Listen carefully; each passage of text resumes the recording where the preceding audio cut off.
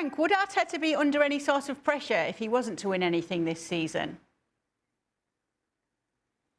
I think yes, because after this season and the season before and the season before that one, the other one, Arsenal are striving for something going on, and they need something. They need the silverware.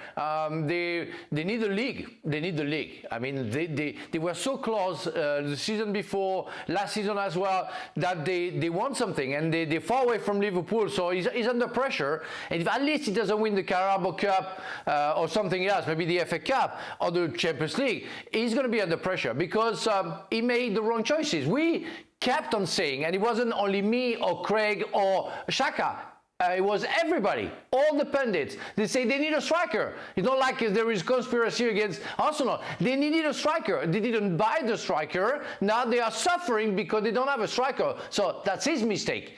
And we all know that that's a turning point. And it's why he's not scoring goals today, because he doesn't have a striker. So it's because of his bad choices in recruitments that is under pressure. And yeah, if he doesn't get anything out of his season, yeah, he should be, for me, he should be fired. Oh, that's quite strong, Frank. I don't think if he win, I think if he, to be honest with you, I think if at the end of the season, if Arsenal have won nothing, I don't think his job is under any sort of threat. I think where the problem will come is, you know, if Liverpool stretch away and win the league at a canter and they don't address, and he doesn't address with his colleagues in his recruiting department, the obvious deficiencies in this squad in the summer, then I think next season is a different kettle of fish. There is no doubt, and we talked about this with Stuart Robson a week or two ago, there is no doubt this Arsenal side have made progress in the last 2 or 3 years, a lot of progress. This season's been a little topsy-turvy at times for various reasons, whether it be form of some players, some injuries to Odegaard and to Saka.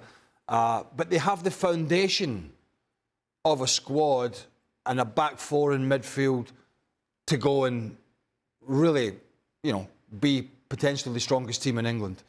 But they have to address these scenarios. You're not going to do that with mediocre players at that level. And that's what they have in these areas. You know, they have players in Havertz and Jesus, for example, and even though Jesus was at Man City for quite some period and did a decent job, a lot of the times it was not as the number 9, it was as a left-sided wide player doing a job tracking back.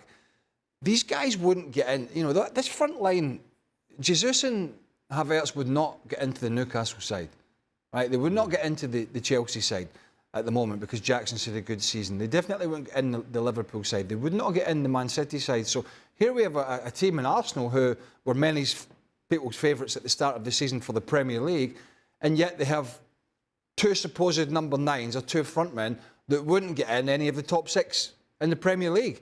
That kind of tells you where they are and what they need to do about it.